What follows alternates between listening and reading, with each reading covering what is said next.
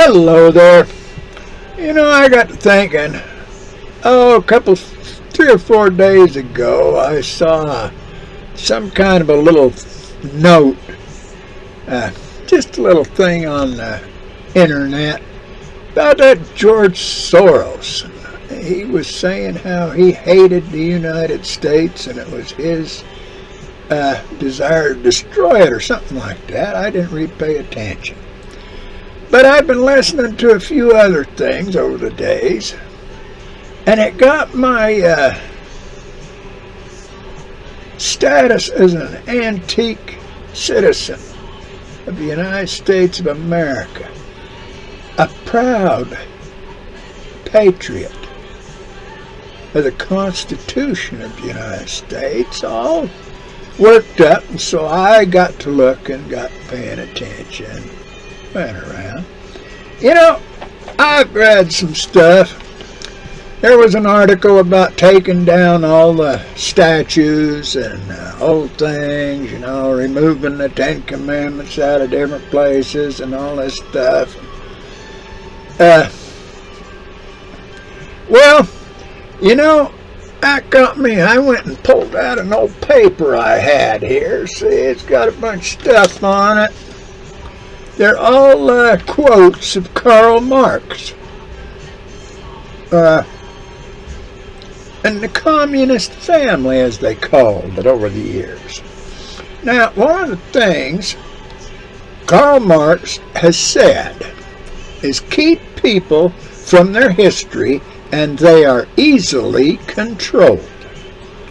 Another thing he said along with the same idea was take away a nation's heritage and they are more easily persuaded, to socialism and communism. Well, now, I got to looking, and way back, I guess it was in the 1950s, I was a kid I think I was in junior high school.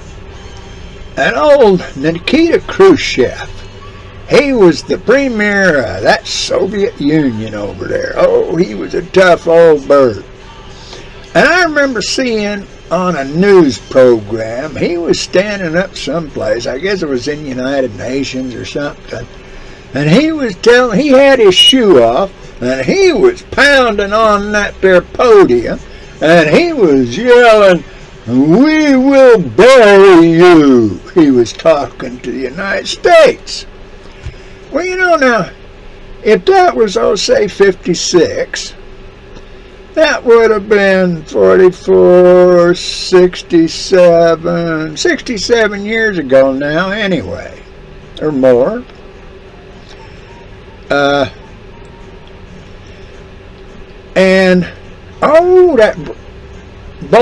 wall in Berlin came down back in the 80s. Ooh, we got the Soviet Union destroyed. We beat them. We spent them to death. Yeah, well, that wall in Berlin came down in Reagan's administration. And it come through. There's all kinds of things that have happened over the years. But if you sit there and you look at it, and you pay attention to what all happened over the last few years, George Floyd, the COVID deal, Antifa, and BLM, Black Lives Matter. I never knew any black people that were really too interested in that outfit. So I guess they were criminals to begin with. But anyway, there's things going on. There's black people standing up against the NAACP, it looks like, in different places. But you go on and you get to looking at what that President Obama brought in there, and his affinity with that feller out up around Chicago that was a strict communist. I forget that guy's name, but he used to be mentioned in the news a lot. And all this community organizing in it. Well, that's right out of Karl Marx and the communist Manifesto and all this other kind of stuff. So there's some big problems with that. But the United States, now, it got me to thinking, I got to looking. You know, they say we have a constitutional government. We've got the Constitution of the United States. It's got this, got separation of powers. It's got SCOTUS. It's got House of Representatives. It's got the Senate. It's got the President of the United States and all that. And we've crowned him as the emperor of what we believe is our world. Well, that's a bunch of hooey, and everybody knows it. The biggest thing the United States is the Gestapo for the Western world. That's about all it is. We got them soldiers out there running around. There ain't nothing but put a few SS's on, you know, them lightning bolts on their collar and stuff, and that might make more sense than what they're out there doing. I see where they were sending a bunch of troops to some place. Here just yesterday, day before, it was some place that they've authorized to send X amount of military servicemen. We got all kinds of servicemen in Syria. We got all kinds of servicemen in different countries all over the world, and they're doing nothing but supporting that one world government idea, with all the money and everything being in one spot, all the control being in one spot. We got people from our Congress and that giving away our rights to the United Nations and to the World Health Organization and stuff like that. That COP28 over there, some of that stuff that guy, that John Kerry and that Al Gore, some of the things they give away that belong to we the people. But now you go back and you look, check out, read up, study, get up to the Civil War, see what happened. Get behind there and see precisely why the southern states seceded from the Union.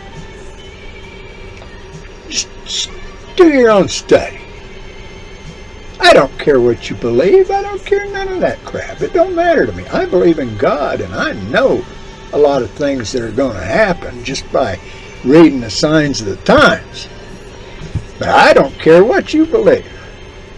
But old Abraham Lincoln, at the end of the Civil War, he wanted to peacefully bring back in the southern states.